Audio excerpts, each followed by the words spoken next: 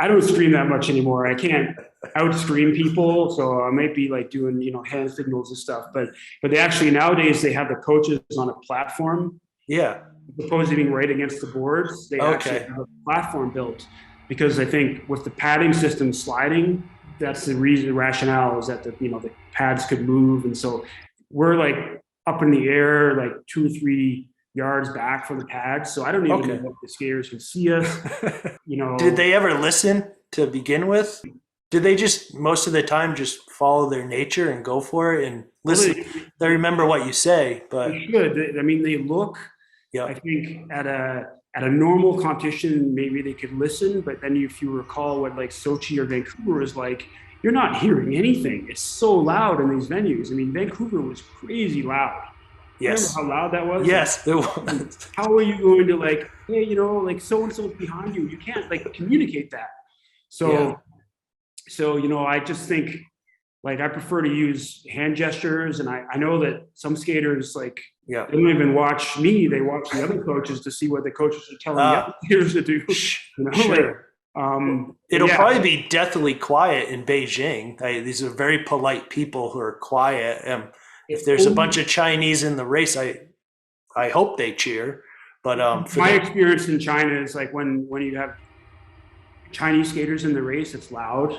Yeah. It's quiet, but if they pass to the front, it was like a roar. I mean, I'm not really good at out yelling some of the other coaches.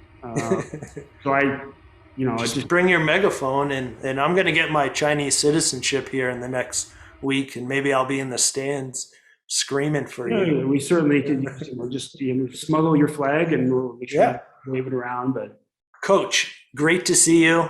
It's been a while. We were just talking before how you were coming through town, and we spent some time together after your last stint as the US coach. But how are you doing? You're about 5 weeks out from the games. What is a coach thinking right now?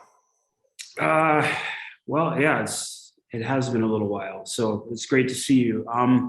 We're actually looking at driving to LA from here because they want us to fly. We're supposed to fly to LA, do team processing there, and then there's a charter LA straight to Beijing with team members. But like, no one wants to fly commercial. Like, it's not worth it. No, it's the worst time to like to have anything happen, right? Like you could have got COVID a month ago. We're not with trials, but like, you know what I mean? Like, and now we're just coming into that little window where you just can't get it. We're likely going to just get a bus and drive like 700 miles to LA. That's fine. Yeah. And you should let everyone know so we can all cheer while you're driving by. But so are they going to go through that and try to like the bus driver, the airlines? I mean, these people, it's no offense, but you have to at least do everything you can to be safe, Was kind of the fear of the flying commercial was kind of like brought up over last weekend. And so I think that's what we're going to do. So probably short and long track, we'll travel together, make sure we travel safe, and hopefully, I know for a fact, like 11 of the 12 Canadian team had COVID over the holidays. And some of them had were 2 weeks off the ice in quarantine. Wow. So we talked to Ryan about this, losing a week or two of training, whether you're sick or not. But that's also a competitive advantage where if you can manage your team and the organization and just, even if it's a hassle, do the best you can. This is exactly what Shane Domer said. He goes, this is like, we can keep ourselves healthy and training every day. It's an advantage that we'll have. In Hungary, there were positive tests among the athletes in Hungary. So all the teams were split into 4 hotels in Debrecen, and rumors started going around on the Wednesday morning that there were positive tests because a couple teams were being told you had to go and do PCR tests again. Right? So there were rumors. We didn't know what was going on. We were hearing this, hearing that. It turns out it was like one of the Latvian skaters had tested positive. The Latvian team was at our hotel literally like in the hotel restaurant, all the tables had like a card with the country name, like literally next to where we were. And that day at lunch, they were like in the buffet line, just like right there. Now it was just one of the guys. We heard also it was like the Kazakhstan coach, the Russian guy with the mullet who's coaching Kazakhstan now. Oh, Jimmy? No. Jimmy's in DT coaching Yeah. club. But then on the Thursday, suddenly the heats were redone because like two of the Czech athletes tested positive.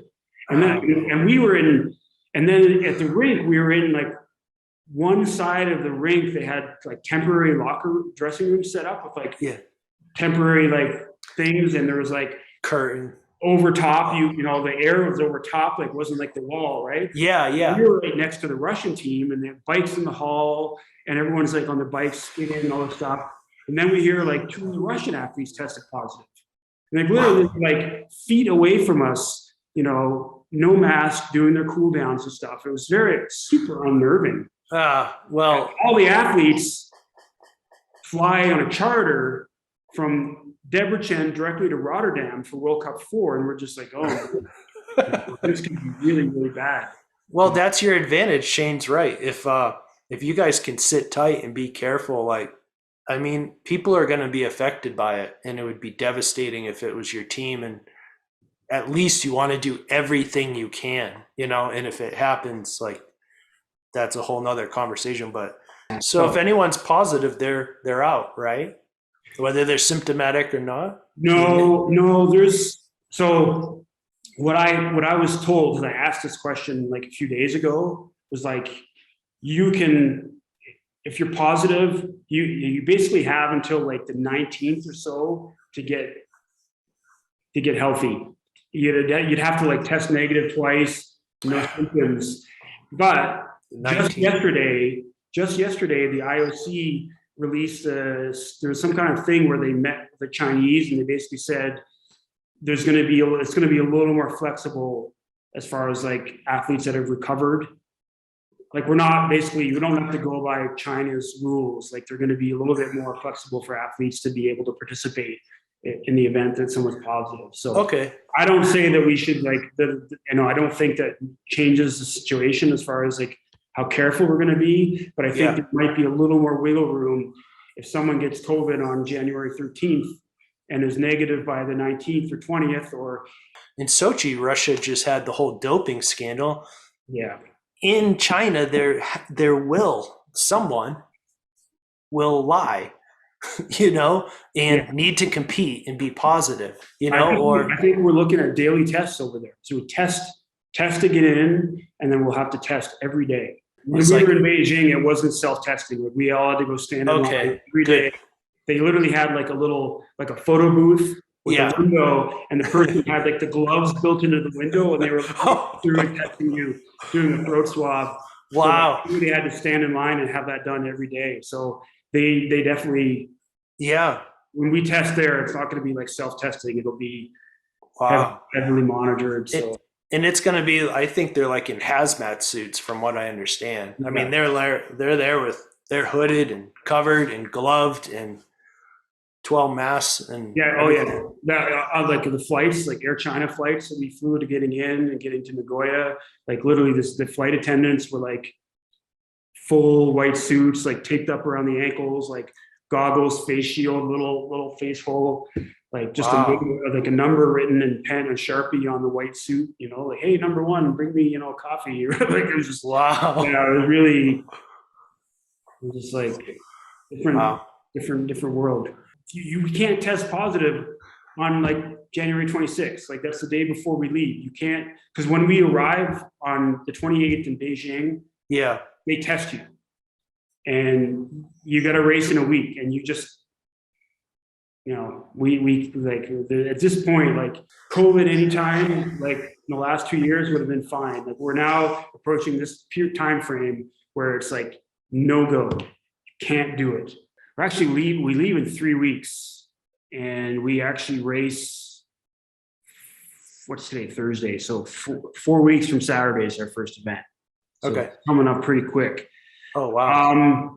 Is that a day or two after opening ceremonies? Or The day after, yeah, we like opening, I think was on the Friday the 4th, and we for our first events are Saturday the 5th of February. Is it true once an athlete is done with their events, they have like 48 hours or days before? No, I don't believe that's the case. It's Okay. not going to be the case for us. So Okay. yeah, I'm not 100. I'm not fully like up on how that all plays out necessarily, but I do know that we're not planning on leaving, like having to get out right away. We have the option to, but there's also, I think we're looking at possibly like again a charter that would bring us directly back to Salt Lake City as opposed to a multi-stop trip to get back. Because part of the issue right now is like getting in and out of China. There's not a lot of commercial flights that fly in and out of China because of the pandemic. So Okay. Yeah. I remember when you come out of Asia, often they'll fly everyone into Germany or something. And then, yeah. yeah. Yeah, we would have been Tokyo, I think, would have been we would have had to do like Tokyo, Chicago. So, but yeah, just like more generally, like, we had Olympic trials last month.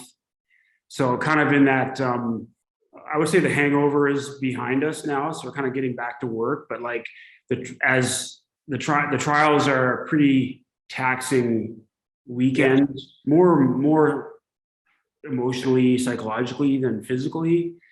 So it, combined well with the Christmas holidays. So, everyone had a bit of time off. So really just getting back into the training routine and kind of like walking that bit of a tightrope as far as like making sure that we get work in, but then also start to really refine and hone in on the racing that's coming up. So the World Cup events, and the World Cups were pretty close together. So we actually went straight to Europe after the Asian World Cups. So we actually had a 6.5-week trip, which for the short track team, we'd never done that before. So we went Beijing, Japan, straight to Europe, trained for 10, 12 days, and then World Cup 3 and 4 in Hungary and Holland. Coming back here to the US, we had one kind of like recovery week, and then the trials were in 2 weeks. So it was very hectic, and didn't necessarily leave for a lot of training time. Going to France we went to France between the 2 sets of World Cups. So that was very helpful. I had to get a little bit of work in. Otherwise we'd be running on fumes. And that's kind of what we're doing right now is just doing a little bit of like base training, just to kind of like give the team a bit of a platform, to get us through to, end of February or end of March. I mean, because we do have world championships a month after the games. Yeah. People probably don't understand that your training kind of halts when you're competing, and, or to a certain extent it's affected. And is I guess 6 weeks, is that a big enough time for people to pick it back up? And a secondary question is, I assume like some people have to peak at the trials and others can kind of just keep rolling. Yeah, it was because of the Olympic year, the World Cups were 4-day events as opposed to 3-day events. Okay. And so because of the qualifying procedures. And so what that really meant, and like the other thing was like with the pandemic, like no one was allowed to arrive in China until the Sunday before World Cup 1.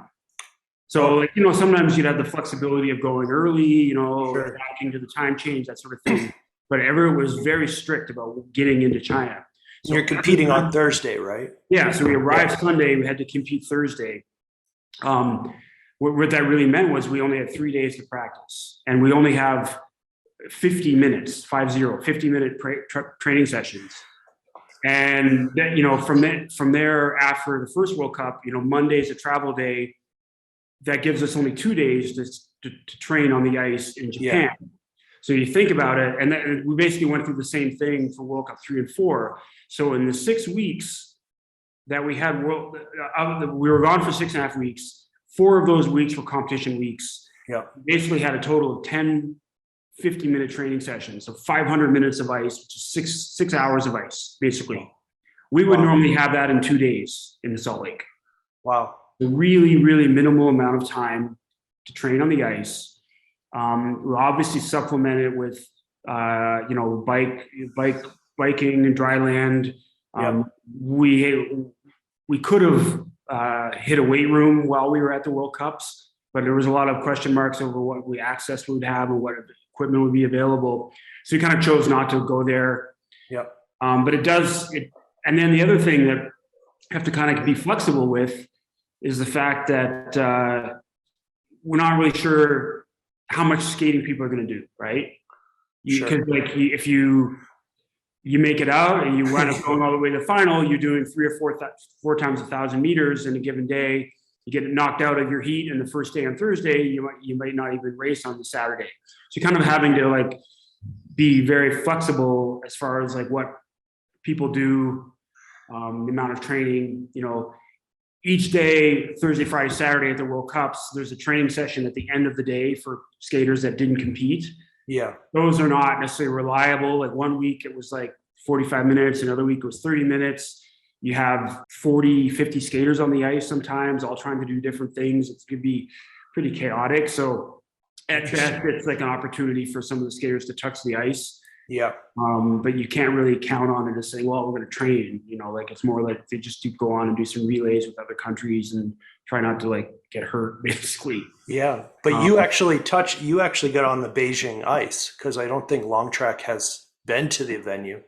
Yeah. So that was a test event for us at that event at the Capitol Indoor Gymnasium. So that was a very good opportunity for us to skate at the venue, see what the ice was going to feel like. Get kind of comfortable there. So that was definitely a plus. Do you know if it's a new venue or it's the same venue they had in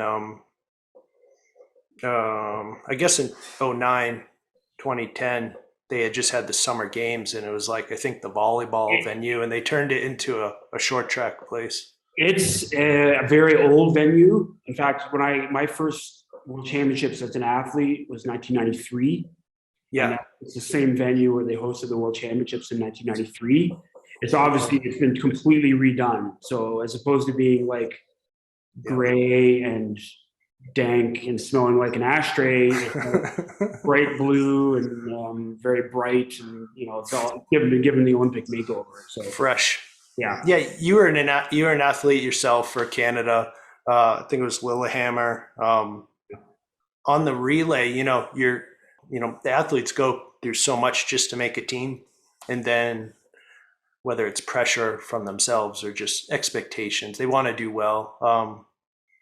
How do you relay your experiences? Because you got 4th in the relay at the games. And, and when you were the coach in 2014 for USA. That's how we know each other. Mm-hmm. There are a couple 4th place finishes, and those women did amazing in my eyes. Emily Scott and Jessica Smith. Those are like my favorite races. I remember, just because I was so happy for them. The 4th is hard, but how do you express your experience as an athlete to your athletes? Because obviously there's a lot of value there. Yeah, it's like. Do you even bring it up? Because you're a pretty humble guy, Yeah, I mean, I talk. You try to either like generally about things. I mean, we actually spoke today, just on the ice. I kind of spoke a little bit about how quick it can happen, like how it can be over in a flash, right? Yeah. The games, it's a different animal. We go to these World Cups, it's 4 days straight of racing. You skate multiple times a day. And at the games, it's like we're racing. The schedule this time is a little bit different than the last few Olympics, but we basically race every other day. Yeah, because the short track goes the whole games, and I just remember from beginning to end being busy. Yeah, so it's a little bit different this time. It's literally, instead of maybe 2 day gaps, because we were like Saturday, Tuesday, Thursday, Saturday, something like that. It's like we're going Saturday, Monday, Wednesday, Friday, Sunday, and then Wednesday. So we're actually finishing. Normally we finish at the last few years. It's been like the second weekend, but we're actually going to be done on a Wednesday of week 2. But what's interesting, or what's the challenge, I should say, is that you go there and you have one race. You do your heat, And then 2 days later, you come back and you start again with the quarterfinal. And I think what I tried to express to the team is like, you have to be ready, like to bring a high, a big effort right away. Because at a World Cup, you might have 90 men competing. Mm-hmm. You have a preliminary, then a heat to get all the way down to where there's like 32. But at the games, you're already starting with 32. The field is already like at a really high level. And there's not a big room. There's no room to like ease your way into competition. And like if they have a bad race, Mm-hmm. you have like potentially like 3 or 4 days to think about it. You don't go back out again in 2 hours for your next race like you would at a World Cup and like have an opportunity to like, put it behind you right away. So that's really a big challenge.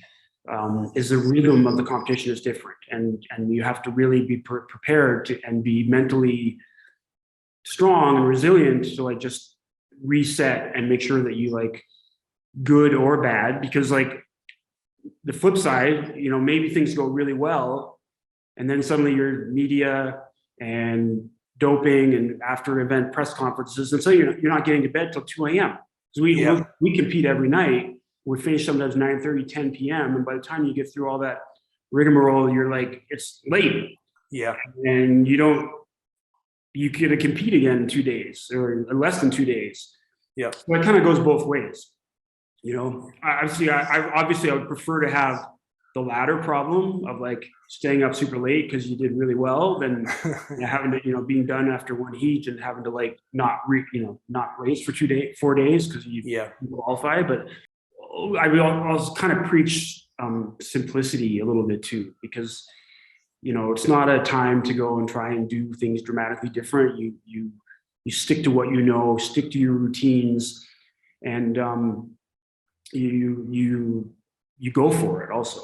But it doesn't mean like trying to do all kinds of things different. You really kind of stick to what what your preparation is. Like you have faith in that preparation. Now you came back to the US program last year, towards the middle of last year, I understand, or May. Yeah. And one of the kind of quotes you had was just staying the course, with build upon what they've been doing. Obviously that's important because you assume plans have been in place for 4 years, a quad, athletes have been building up towards this. Your experience from 2014 to now, does it affect the way you coach at all? Well, I mean, in both scenarios, I kind of came into the picture late in terms of the quad. Yep. In both instances, I really had to like listen to them, listen to what they're saying, the feedback that they've given me, and kind of trust their own instincts, and then like just express this desire to like help them and steer things maybe a little bit differently, right? Sure. So, I also, at least in this past spring, it was like look at the team's performances and say, well, what can we do? What can I do different that might enhance the team's performance, right? Where there's some obvious maybe gaps that we can have a big impact, where we can make a big change and have a really positive impact on the team's skating. Kind of preach stability, even though we're doing some things different, and just, I guess ask for their confidence and have faith, and kind of express to say, look, we're going to do the same things, but maybe in a bit of a different order, right? Sure. Training, and then I think what's helped is they see improvement, and so they get buy-in, right? Sure. Results matter. Yeah. Yeah. And then not just results like at the competitions, but like in training, where suddenly like, we do, jump testing and different things like that. And suddenly they're jumping like higher than they ever jumped. Yep. And they're like, oh, this is working, or the off-ice testing that they do, on the bike or what have you. So. Sure. Do you use any advanced training techniques? Because I've had a few sports mention the 1080 sprint, looking for like, measuring and understanding the power and the velocity of the athlete. Do you use that type of science for short track? We have that. I don't personally like. I leave that in the hands of our strength and conditioning coach. Sure. He's the expert in that area. So, but I make sure that when it's his time to go, let's say, that has kind of carte blanche to do his job and do it well. And when there's key moments in the season or like in the training blocks where we really want to make sure that they make gains in strength or speed, that the training week is set up to optimize that. So I'm not kind of like cutting him off at the knees by saying, okay, well, we're going to lift, but then the morning that we lift, I kill them with a hard training when they go, the skaters go in. So just making sure that when we say we're going to work on getting stronger in the gym, that when they go in there, they're like ready to do that work, and they can actually like put that effort in and make the gains in the weight room, for example. An event that's coming back is the women's relay. So it's been 2 games, I think, without a US women's relay. There won't be a men's one this year. In Sochi in 2014, the men took silver. Super exciting, is amazing. The women's relay, what does your team look like? I think they're ranked 7th right now. Yeah, no, that's we're 7th. We have 4 girls. Eunice Lee qualified for the Olympics as our 5th skater. She wasn't on the World Cup team in the fall. She's only 17. 17 years old. Great, really bright talent for the future. She'll be at Junior Worlds in early March. But we really have the 4 girls that have been working together the last 3 or 4 years. And, we're optimistic. I can't say that we're going in as like a medal favorite, but we know what we have in front of us as far as like a semifinal. And the girls have definitely had some good races this fall. They skated 3 rounds every weekend. And it was pretty much the same 4 girls every race. We had a chance to race the Italians, the Dutch, the Koreans, the Canadians. And they skated well. And there was some improvements that we're able to make that lifted the level of the team. If I had to pinpoint a couple areas, like, Kristen Santos has made improvements this year. Yep. She's our anchor. And when you have someone like that who can finish the race really strong, it makes a huge difference. She's top 10 in all 3 individual distances, I believe. Yes. Yep. It was the B final at the first World Cup where like she finished, like had one of the best finishes at a relay, you'll ever see. I mean, if you watch the clip of that race, we're not in the picture. Like the camera is just like, it's Canada and Russia, like who's going to win? And she just comes like from out of nowhere and like passes them both on the outside in the last corner. So you just have to be competitive, and then you guys anything can happen at the games. I think so we have someone like Kristen who can finish strong. Yeah. The other thing that has helped is we've had a big improvement with Julie Latai in particular. So Julie is our 4th skater. Like won't be racing individual spots. Yeah. But the feedback that I was given coming into the program, her speed is this is how fast she goes, and she has maybe the 3rd and 4th time out in the exchange, 3rd and 4th time out. It's a hard time sustaining that speed, right? Sure. Because you're in the women's race, they all go 4 times, and then the first skater and second skater will go to 5th time, right? Yeah. So in Julie's case, we've improved her top speed pretty dramatically, actually. Great. And it's also, and then that conditioning has also helped her. She can go the 4 exchanges now.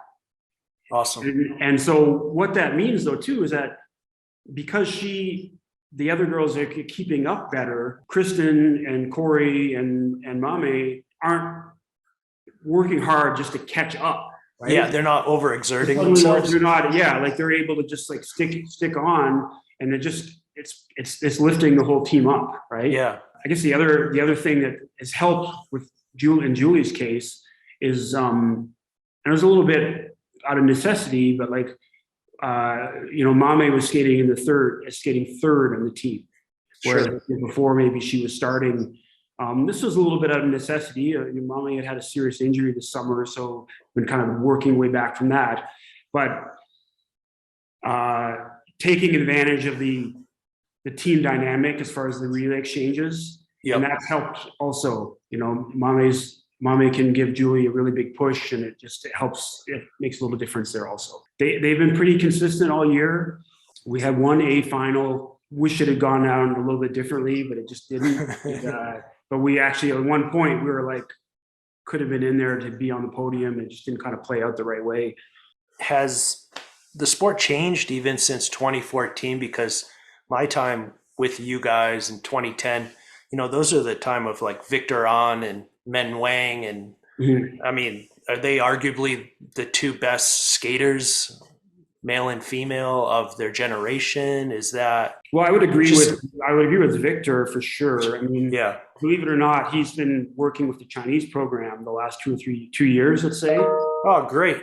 And actually, but not competing for them, but as a training partner. Okay. When Interesting. we were at the World Cups, he was on the ice training with the Chinese team. Yeah. And, oh, great. Yeah, for the world, he was like a 2-time gold. I think he won medals in like 2 gold and a silver or bronze in like 2 successive Olympics, and then had a Olympics off, and then for China, and then went and skated for Korea, and then went and skated for Russia. Well, he did the same thing. Two times he did the same thing. In 2006, he had 3 gold and a bronze, and in 2014 he had 3 gold and a bronze. Yes. Okay. Yeah. That's what it was. He was there in 2002. He was there as well, but he didn't medal. He was actually in the famous Stephen Bradbury meter pileup. He was in that race.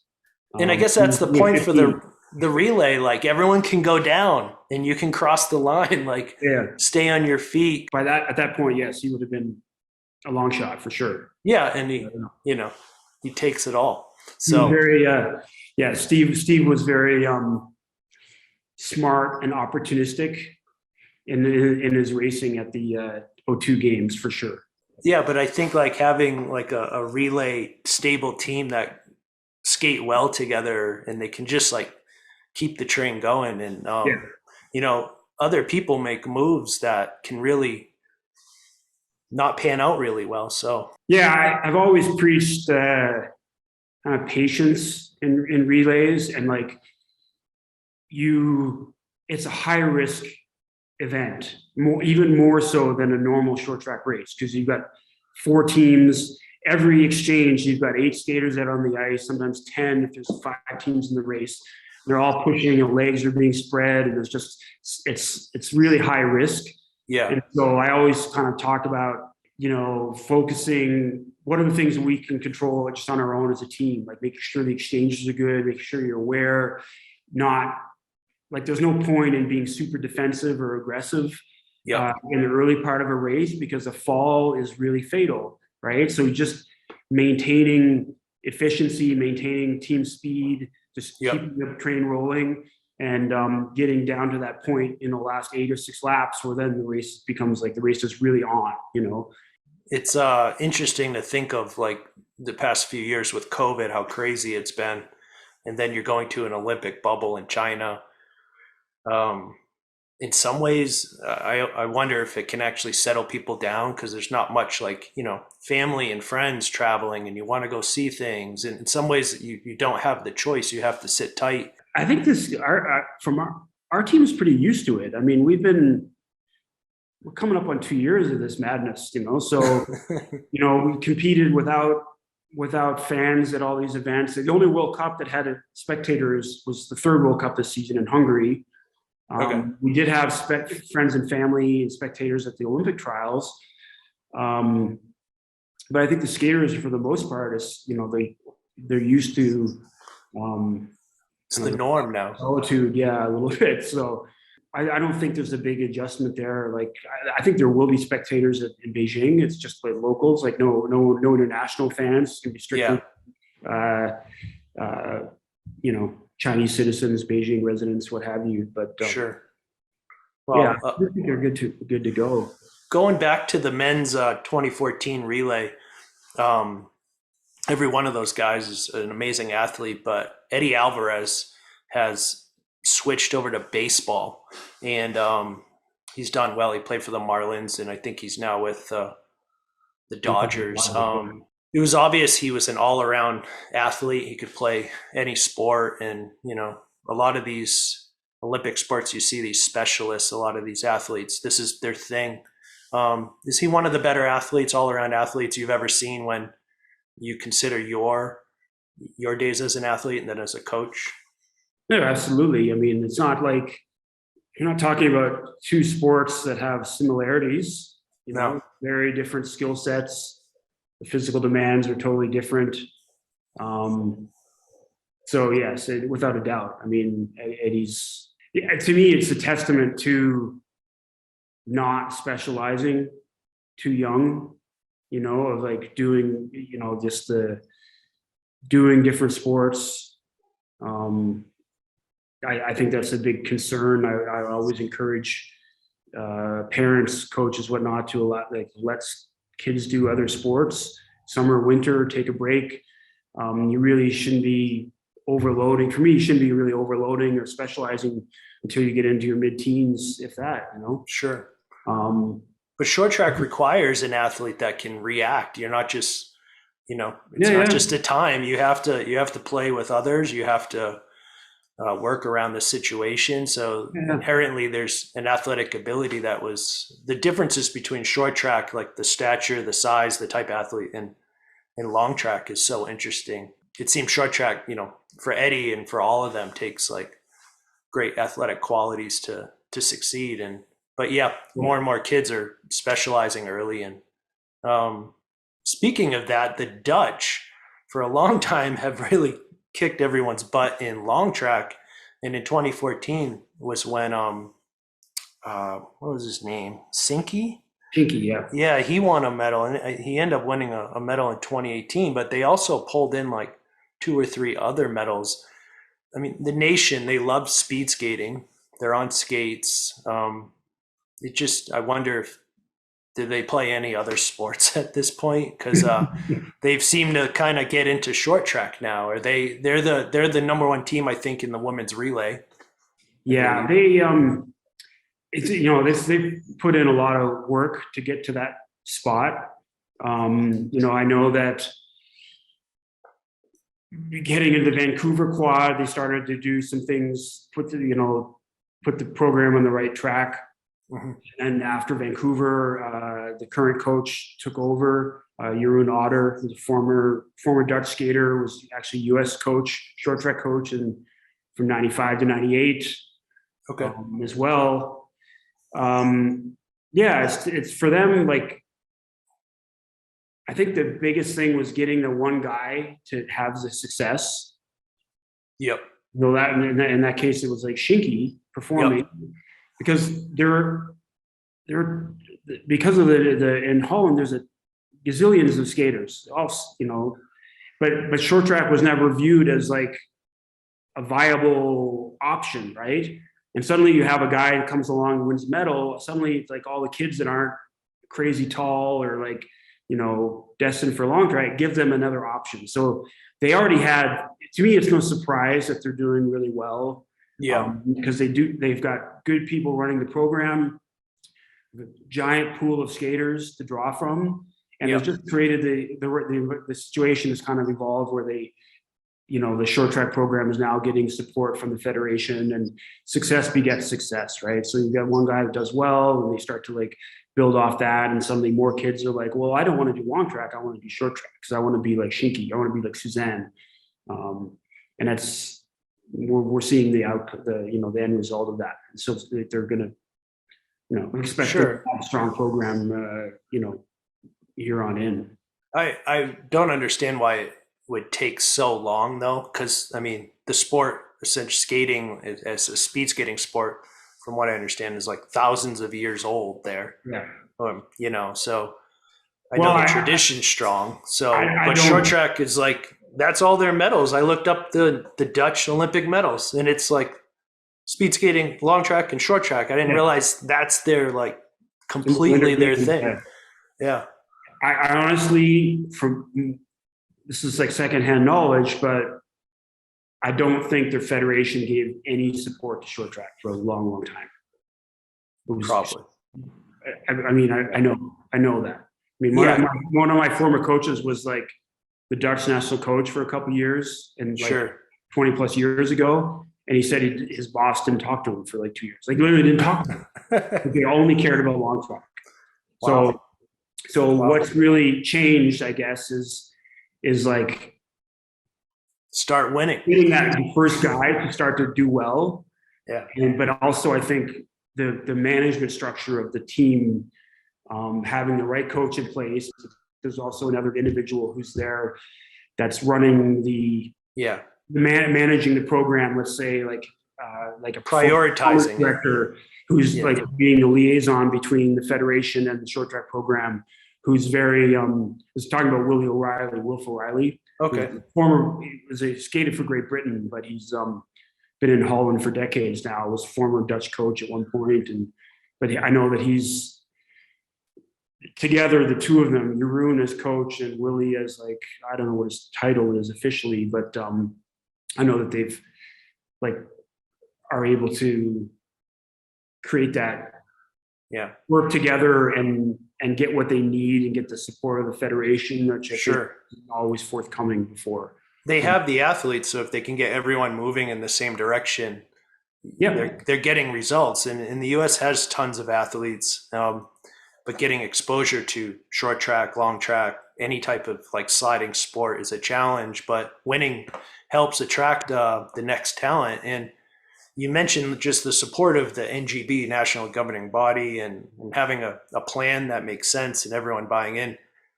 When we were up in Calgary for World Cup 4 for long track about a month ago, the doping control agent or the person who does the testing, a Canadian couple, husband and wife, but they mentioned that the Canadian Olympic Committee lost its funding from the country. Are you aware of this? No, I'm not aware. I mean, they said they right now the Olympic teams, all of them, don't have funding from the country, which so it they were just, I had no idea, but it was interesting because I know the US system is independent of a federally funded program. Like I know other countries depend on.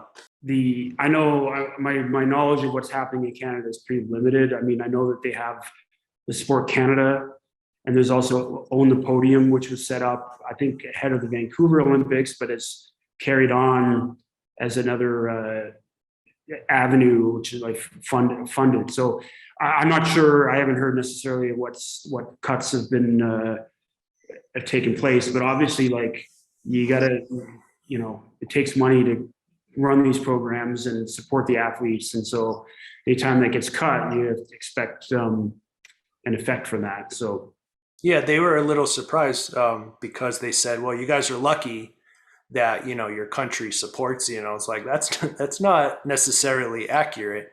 We're not we're not federally funded, but every other country is. But we compete in every sport, and if I'm wrong, someone can reach out to me and tell me I'm wrong. But from what I understand, we compete in every sport.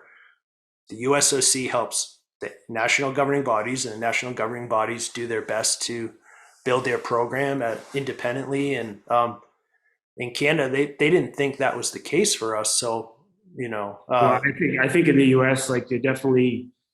One of the big strengths is like the NCAA system. Which doesn't really, if you're not a NCAA sport, obviously it has an impact, but like you're thinking like track and swimming and some of these major sports, but I don't think that for them to assume that they're getting all kinds of support is kind of not true. I mean, we get support, right? But it could always be more. I know that one of the things that we don't have here to the same extent, like in Canada and other countries, is direct financial support for the athletes. We'd love to find a way, or like in Canada, there's a tuition support, right? If you're a carded athlete, which means like, a member of the World Championship team, you get some support towards tuition, which you don't necessarily, at least in my day, like you the program changed from having to use it to where you could bank it and use it after you retire. Because it's become very clear that like winter sport athletes, your training commitment really made it hard to go to school during the winter. Yep. Yet, so they changed the program. And I said, I'm not up to date at all. So whether, that could be completely wrong by now, but like, I know that, like on top of like a monthly stipend, you were given like some funds towards going to school, which I think was super important. And I try to encourage the athletes to go to school, but it is, the training demands now versus like when I was training 24 years ago, very, very different, But were you skating twice a day? Were you skating twice a day, and was the ice paid by a program when I was training, we skated 6 times a week, but just once a day. Okay. And it was usually an evening, but it was paid for, and we had that support. And even now, like we provide the athletes here in Salt Lake City, like with a tremendous amount of like support and services.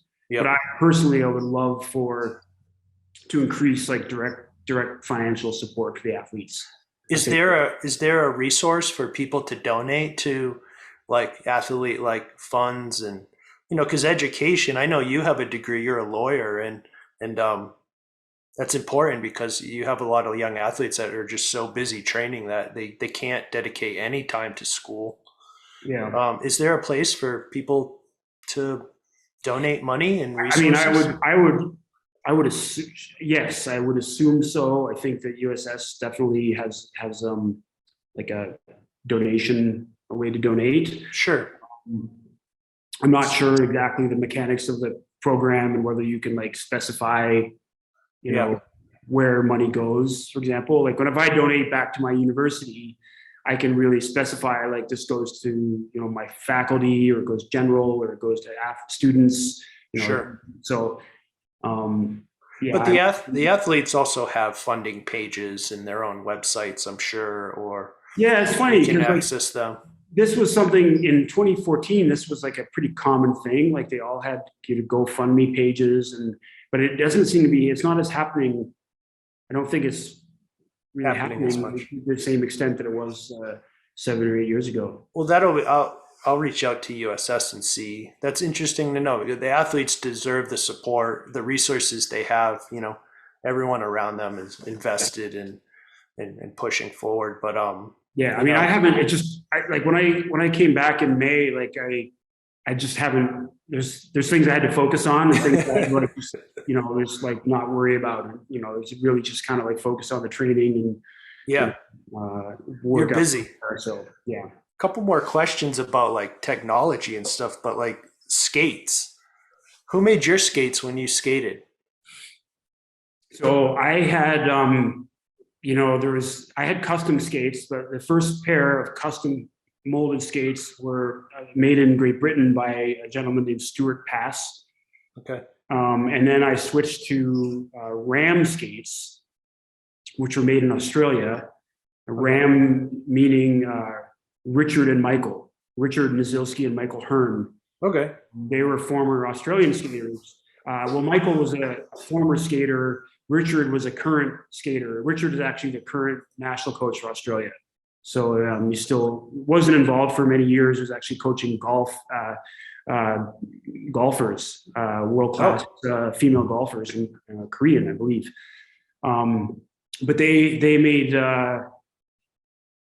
They were probably the prominent like boot maker in the 90s, just as Paul Marchese kind of came on the scene. And then you also have Apex, which was Matthew Turcotte, a Canadian skater, who's like, while he was training, went to school in like prosthetics or orthotics at the college in Montreal. And so started making boots while he was still competing also.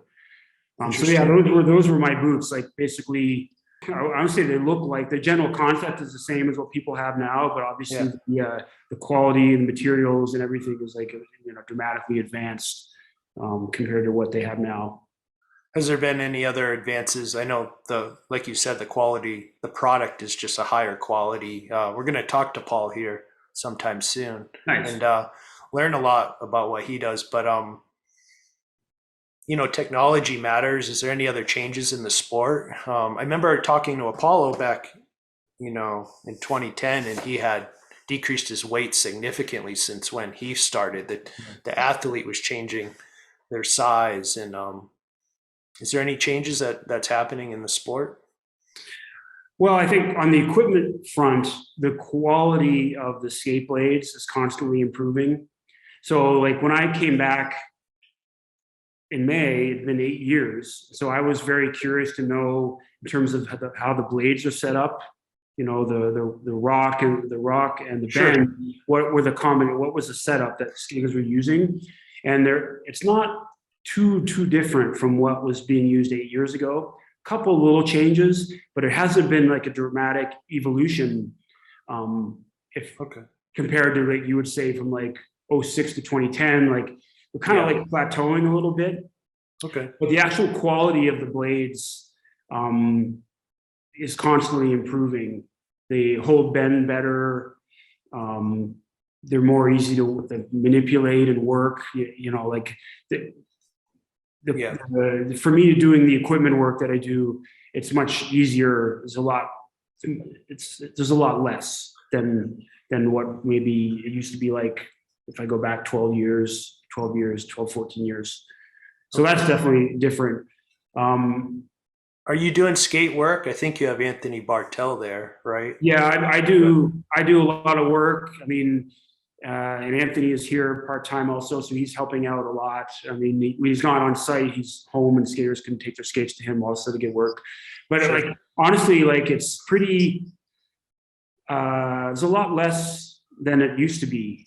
So you're saying the materials, you hold the bend better? Like people think that it's a dead straight the blade, but they don't realize it has a bend in it, and you'll have to like rock that back in or whatever. Yeah, I mean, what happens? Most of the blades now are pre-bent.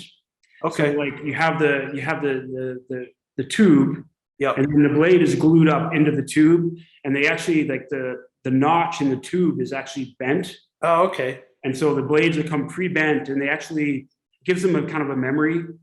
And so that's where I mean, like the quality, like everything kind of holds better, and it kind of wants to be the right bend. Yeah. There's always the flexibility to make adjustments to it, but I find that they hold better. The other thing has to do with the radius, the shape of the bottom of the blade, like kind of like in Canada we call it the rocker, but on the rocking chair. There are companies now like, we used to have in 2014, we had like one template that we would use, and then depending on the athlete, it would have to go in by hand and hand sharpen the blade to get the shape right. And there's like a couple companies, one of them is a couple former skaters up in Quebec that have come up with like a portable machine, but they also have like templates that you can, like we basically, like I have a template almost for each of my skaters now. So if over time, if their sharpening is like change the radius, put them on this temporary machine. It's basically like a sharpening jig. Yeah. With the templates attached, and it's literally like a little hand Dremel, and I can, like, in the space of like 10 minutes, like reset their radius to where it should be. And so that's it's awesome. Like taking out all of the handwork and making sure you don't like screw it up yourself when you're trying to like get the numbers right for their blades. So it's made it a lot easier. So you'll see the athletes every time they hit the ice, they'll look at their blade, see if there's any notches or nicks. I'll try to get video of that where are they sharpening it when they have it on that jig, or are they just cleaning the blade, or what would the term be? They'll sharpen. I mean, definitely sharpening. I mean, some will sharpen before every practice, so every couple practices. Like the thing is, every time you sharpen, if you're not careful, you can change, because you're basically using a stone to like move metal from the top of the blade to the sides, and then you use the little burr stone to push the metal back up to create the edge. But if you're not consistent with how much pressure you're putting down, you can like the common problem is like you put too much pressure at the start, so you round in the back of the blades suddenly, like, and it gives you like less contact on the ice, and suddenly, you know, or the other common problem is skaters won't go all the way to the ends. Sure. So suddenly, like, the blades are rounding, and then there's like a bit of a hollow if it goes too, if it's gone on too long. So suddenly, like, the blades won't be continually progressively round. Yeah, because they rack their skates upside down, the blades, and they take a stone and just rub it. I just never asked specifically because we used to sharpen our own hockey skates, and I didn't know if they were trying to take the burr off or they were actually literally sharpening. I know a lot of the athletes would bring their skates to the coaches and have them checked out. Or talking to Rye Guy up with Long Track, we were talking about low pressure and wind resistance. And I was kind of focusing on ice, like the different types of ice quality, because both games I went to, we were at low elevation, Vancouver and Sochi. That's sea level and ocean level or whatever. But you guys will still be at a lower elevation. Do you think about the ice quality other than usually short track is sharing the ice with figure skating, who puts tons of holes in the ice, and they like the ice thin, I think, and then you guys like the ice thicker. Is that right? Other way around. It is the other way around. It's harder if it's thinner. Yeah, they want figure skating typically is thicker ice and a little softer, right? Sure, because they use the pick to like, and if the ice is really hard and brittle, it'll pop giant holes in the ice, right? We are always thinking about the ice quality, like, you know, air resistance is less of a factor.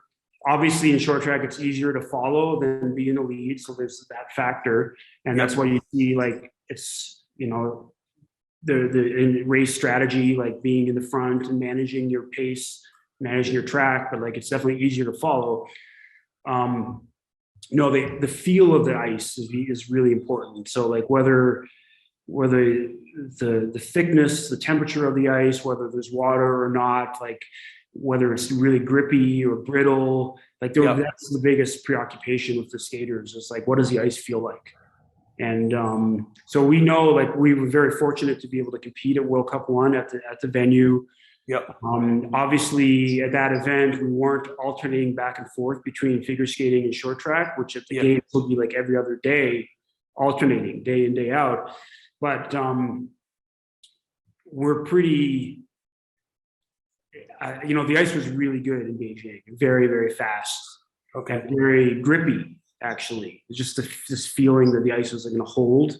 Yeah. So we're glad that we had a chance to experience that, and we can, you know, prepare for that to the extent we can. It'd be really great to be able to like really manipulate our own ice conditions here in the lake, but it's not quite. We don't quite have that that ability to do that to the extent, like, to make it exactly like how they do in Beijing necessarily, but we know we're going to really fast ice. And, you know, whereas I think, like, if I think back to Sochi, you know, we went to Germany for like 4 days to train before we flew into Sochi. That's right. And there, like, we were in Oberstdorf and the ice was amazing there and really fast. And then we went to Sochi and it was like not fast. And it was like, it's hard, you know, worker ice. Like, it really kind of like sapped the juice from your legs. So something that I have to prepare for a little bit. So does that support, if it's fast ice, then a lighter, smaller athlete can fly? Or no, it actually, if anything, like it's fast, but because it's what we saw is because the ice was really grippy and would hold. Yeah, it actually benefits like the big heavy guys because they can push through it and hold. Yeah, the ice isn't going to break. Like the biggest, like we were in Beijing and then we went to Nagoya, and Nagoya the ice is like really breaky and like there's a big difference in like what the big strong guys can do, like where the ice holds or not, or it's like, you know, that's the biggest difference. Is like when the ice is super grippy, it kind of brings the whole field closer together because everyone can kind of like just like get in the corner and the ice will hold them, versus when it's more brittle, it definitely has an advantage for these smaller skaters. Interesting, because then when that's the thing with the relay, you have a lot of athletes on the ice. 16? Is that it? Can it be Yeah. more than that? Can it be up to 20? Well, yeah, you could have up to 5 teams in the final. So you have like Yeah. 20. I mean, it's just huge ruts. So I can imagine if you're a bigger skater and it's, you know, you can't trust the ice, let alone there's ruts. It just influences technique and strategy. But, Oh yeah. you know, the technology and stuff in the consistency of ice and in the equipment, I assume the sport's only going to get faster and faster. And in short track, it doesn't matter what the time is. It just matters if you cross the line first. So Yeah. you talked about, you know, the person in the lead is taking on a lot of wind resistance, and the person sitting behind them is skating with much more efficiency. Are times getting faster? I mean, is that happening in the sport? Do you see like world records doesn't matter if you're, you know, or Yeah. I guess it does. If you get a world record, you're probably coming in first. So I guess it can matter, but Yeah, it's I think it's like leveling out a little bit, especially the men's side. You know, we're dealing with constants, right? I mean, the rink is one size, you know, so there's only so much room you have to skate, right? So 30 by 60 meter, 100 by 200 foot rink, the turns are the same size. You're kind of seeing things kind of level out a little bit. More on the men's side than the women. I think we're still kind of seeing like the women are kind of like getting faster. It's the improvement, let's say from like 92 to 94 to 98 to 02 has been more steep versus like in the last like 2 or 3 quads. okay. What we're seeing is not so much like gains in the top speed, but it's more the ability to go close to top speed for longer period of time. So like, I don't know if you remember, like JR Selski was the first skater. He went under 40, he went 39.9 back in 2012. And like the world record is just 39.5. So it's only been, and it's been 10 years and it's only really trickled down. Now, obviously the pandemic's kind of impacted that a little bit, but I mean, it was only 2018 that it went 39.7, and then 2019 it went down to 39.5. Is that the 500? Men's 500, yeah. That's kind of the only race where you could say the world record is like a meaningful indicator. I think if you were to look at 1,000 or 1,500 meter, the skaters would never go for a world record because like you're out front, you're like putting in, you're going to have to go pretty fast to set a world record. Yeah. And you wouldn't win that race because people are going to be able to sit on you and then pass you at the end, you know? Well, the 500 is interesting because your placement on the line matters. And I think in the Olympic trials, Mame, she was in 3rd or 4th position and just took first. And it just, you know, you try not to give up that position and go, but it's an exciting race. And so if you were skating back in the day and they had the mass start in long track, would you have done that? No. Would you have tried to do it? No. Was that? Why? No, you see how many times around they have to skate? That's a long race. I mean, I contemplated briefly, like maybe after when I stopped skating short track, or maybe dabbling in long track. But for me, I probably would have been like skating 1,000 meters.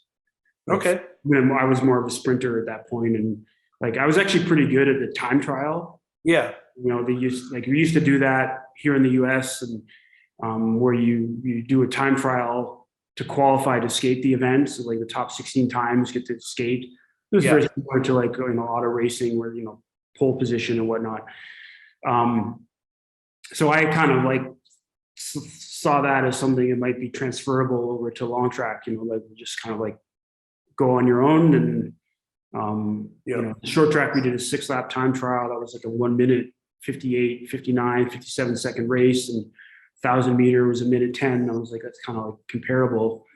But I didn't really seriously. I think I went to like one Quebec Cup long track competition in like spring, the winter of 1998, and wasn't that much fun. But the mass start, you're saying it's too long of a race for you. I figured your skill with racing actually, because it seems like they're taking, well, they obviously are taking some of the excitement of like that Yeah. inline, that short track into. Yeah, I'm just saying me personally, like it was just too long. Like there was a period, like I had a pretty serious injury halfway between Lillehammer and Nagano, and Okay. before my injury, I was pretty well rounded. Like and actually the first time I made Team Canada was based off of my like 1500 and 3000 meter results. Okay. But I was probably like more predisposition to like the 500. Okay. And, after my injury, that was where I kind of stood out more, like 500 and to like 1,000 to a lesser extent, but the 500 was kind of more my thing. But yeah, like actually, like you just have to be in shape. Like that, the mass start's a long race, it's a 7, 8, 9 minute race, and there's drafting or whatever, but it's like 8 or 9 minutes down in the skating position. It's a long time. So, back in New York where you were before you rejoined US Speedskating, are you a member of the Flushing Meadows Speedskating Club? Is that a place for people in the area to go check out the sport and learn more? I don't know if I'm officially a member, but I consider that to be my home club here in the US. And, when I coached in Vancouver with Team Canada, and then I moved to New York. Yep. And there's 1 year where I wasn't involved, and then I got back involved with that club and helped out. Was helping up until I came back to Salt Lake for the Sochi games. And then after Sochi, I went back and was helping the club out also, probably for like 2 seasons. It became pretty challenging with my work. And we had a couple of other individuals who could kind of take over the mantle of coaching. And so there was a period where I was like just sending the workouts, and they were kind of taking care of it. But yeah, and like New York, right in New York City, that's probably your main option. I know there are clubs in the New Jersey, Morristown, there's Garden State Skating Club. Okay. It's being run right now, coached by Tony Goskowitz, former US Olympian and US national coach. Yep. There's skating clubs in Connecticut, Danbury. We have two former Danbury athletes that were prominent here at the US Olympic trials. Yep. But right in New York City, like Flushing Meadows is the one club. I mean, that's right. It's a World Ice Arena right next to Citi Field and the US Open Tennis Center. It's just right there in like Flushing, Corona Park, and accessible by the 7 train. So awesome. And if everyone's going to be watching speed skating at the games, is there anything you can tell them to appreciate it a little more? Obviously, we want our athletes to do well, but these are very unique sports. They're very exciting sports, skating in general, but short track is probably the most exciting sport to watch in terms of just the racing. But how can people watch it and appreciate it more? Well, I have to say, like on television, you don't get a sense of how fast they're going, for sure. Yeah. I think one thing to understand is like the progressing through the rounds is kind of paramount. So like in the early rounds, winning isn't so much the importance versus making sure you just qualify to get through. Yep. However, like in the 500 meters, and to a lesser extent, the 1,000 meters, but especially in the 500, like your time determines your start position in the next round. So, and start position in the 500 is like really, really super important. Like we were talking about. Yeah. So your time does matter. You want to be on the inside. Yeah. Yeah. You definitely want to be starting 1 or 2. It's super important. It's a very interesting kind of cat and mouse game, and it depends on like who you're with and who's in what race, and knowing who's in your race and what their tendencies are, and whether there's somebody who likes to skate from the front or skate from the back, and like understanding that whole tactical piece to it. if you're going to be in the front, can you hold it? If you're going to sit at the back, do you have the patience and the skill to like make the pass when you need to make the pass? You know, like there's a whole world there of tactics that really, it all depends on each race is different, right? So it really depends on like who's in which race and what the circumstances are. You know, 1,500 heats, it's going to be the top 3 plus the 3 fastest times. And the other events, it's going to be top 2 plus up to 4 fastest times. One rule that's different compared to 2018 is kind of the advancements. So like in short track, if you get knocked down by another skater and the referees decide that was a penalty on that skater, the referees have the right to advance you and insert you into the next round as if you would have qualified. Okay. Because people would get disqualified and you can still advance, right? Yeah. So, in Pyeongchang, it was very chaotic. If you look at I think the men's 1500s, you had all these crazy races and you had all these advancements. And you literally, in every semifinal, you had like 9 or 10 skaters. And so it was kind of nuts. And so what they've done now is like they basically, if there are advancements, they will not advance people by time. So if you like at the games, there's going to be, take the 1,000 meter for example. You're going to have 8 heats of 4 skaters. 32 skaters in the field, so you have 8 heats of 4. Sure. You do the top 2 skaters, 4 fastest times. But anytime there's an advancement, it'll take away from one of those fastest times. Oh, interesting. That way they will avoid a situation where you're going to have like races of 6 or 7 people. Like they really minimize it. The other thing that they've said, and it's not a hard and fast rule, but generally speaking, they will not advance anybody. Like the guidance that the referees have at this point is like they will only advance people if you're in the top 2 position. Okay. Whereas before, the interpretation was qualifying position. Okay. Right? So like, and what that meant was, if you going back to my example of the 1,000 meter, which say it's top 2 and the 4 fastest thirds. If you were in 3rd place, the referee could deem you as being in a qualifying position. Because if your time was fast enough, you would qualify, right? Yep. That created a bigger range for the referees to advance skaters. And now what they're doing is saying, look, if you're not in top 2, too bad. I see. That'll be an important thing in the 1500s because at the games, there's 6 heats. It's going to be the first 3 skaters, the 3 fastest 4th places to get into the semifinals. But if you're in 3rd or 4th, you can't risk being defensive or some kind of like incident. Because even if you are the victim and another skater does something and gets penalized and you're bumped back and you're taken down, you won't be advanced. And it'll make it safer because they won't have as many skaters in a race, right? So that's the other point is when we get to the games, like, the goal really is to have 36 skaters in 1,500 semifinals. You have 3 heats of 7. Yeah. And the only way there would be more than that is if you have 4 advancements, because you like literally, if the extra skaters get advanced, you could wind up with more. But in theory, anytime there's an advancement, it takes away from skaters that would ordinarily qualify by time. Overall, the skating is a lot safer than it was if you go back a generation. Got the cut-proof suits, got the padding systems. They skate in rinks. So there's no boards. There are pads, but there are no boards.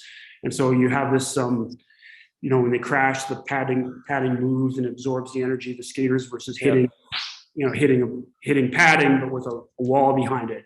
So it's made it a lot, I think, a lot safer. I mean, there's still injuries. There's still, we had a couple fractures at the World Cups this year. Not with the U.S. team, but like there was a Korean girl fell, or 2 skaters went in together, one then the other. And then a French girl had a very serious fracture of her tibia and fibula. And that was just her, like at the speed she was traveling, the front of her blade caught and just, popped her, like literally I mean, Wow. Because, you know, like in Marquette and in Bulgaria, when I was there in '09, it was surprising because, yeah, you have this pad system with not, I don't know if it's a rubber band, but a band around it. So it can move, it can deform, which is great. You're not hitting a hard wall like a hockey board, but you can get caught up. You can pull stuff, you can twist stuff, you can break it because your skate can get hung up. yeah, In Marquette in Bulgaria, they still had concrete walls behind it, which was a little unnerving. It doesn't matter if you have a 16 inches of pads or whatever. It's still a wall. Are you guys even skating on rinks like that still? yeah, we are actually. I mean, 2 of the 4 World Cups had what they call hybrid systems. So their boards were removed Okay. from like where the red line would be of the rink to where the hockey net would be. So there Okay. was like both corners, like here in this Yeah. part and this part, there were no boards. But then on the end of the straightaway, on your right, and then the end, you still had the boards in there. Okay. So Okay. So the corner, you're a most. little bit unnerving because often, from my perspective, some of the worst crashes happen entering the corner. Because what happens if you fall in the corner, You just go you straight. slide out and you have a chance to like arrange yourself. Ah. But often when skaters fall entering the corner, they fall like head first or they're clashing skates and they just go straight into the wall. And oftentimes like you can catch somebody coming around the outside and you can go down with them. So Yeah, skaters will hit each other and slide on that straightaway. That entering the corner, they'll just go straight, and they have no time. Yeah, because exiting the corner, you'll see them kind of spin and you don't have time to adjust yourself. You know, like it was a little unnerving. Like like in Beijing at the first World Cup, it was no boards anywhere, and the padding was actually at the edge of the ice. Oh, We yeah. went to Nagoya, and you had boards, and then you have the padding. So the actual ice surface seemed like it was like a couple meters more narrow and short. Like the ice surface went from like Beijing seemed to be very big, and then everything seemed a lot smaller in Nagoya. And then you throw in the fact that the ice conditions weren't as good, and you've got boards at the end of the straightaways. Watching short track, and especially at the games, it's neat how close I got to be to the ice. As the trainers are in one corner, the coaches are essentially along the straightaway, or you guys are yelling at the athletes and doing your thing. And we were within like a foot or two from the pads, and you see the skaters, especially, oh man, they're just flying and coming around. They're like within a foot or two of the pad and just hauling, and especially the relay. And it's incredible how fast they're moving, how close they are to these soft pads, but you can still get hung up. But it's the only sport where I've really held my breath. Every race, especially at finals, like not breathing for 2 minutes straight. I will be excited. I'll probably hold my breath watching you coaching and everyone performing. And regardless of the outcome, we're super proud of everyone. But I'm excited to watch you guys, and I wish you all the best. And thanks for coming back to US Speedskating. I really respect everything you do, especially your personality and your demeanor, and I hope it all works out for you. Well, I appreciate that. It's been hard work, but a lot of fun to be back, and very much. I'm just very happy doing what I'm doing, and working with another generation of athletes and trying to guide them and help them, realize their potential, their objectives, and hopefully win a few medals along the way. The relay team, the women's relay team, doing well, and Kristen winning a gold medal in Nagoya, her first ever gold medal. And I've actually never. When I was coaching in Canada, I was a men's coach, and then with the US program back, around the Salt Lake Games, I was involved, and then again for Sochi, like we had women that did well, but never a gold medal, So that was a really exciting moment for me as a coach personally, and obviously very exciting for Kristen, to do that for someone who's been, because I've only really got to know her this year, but she was skating back in 2014 with the fast program, and it's been a long, slow climb for her to the top. And it's fun to be involved with someone like that has a breakthrough. Yeah. And it's a great role model for the rest of her teammates, and both the men and the women, to show that you just keep at it, and you never see you never know how things can turn out. Well, we wish them all the best, and I'll be looking for you screaming at her and everyone else on the side. I'm excited for you, and thanks for doing this, and we'll catch up another time. All right. Thanks, Eric. Great to see you. Man. See you later. Appreciate it.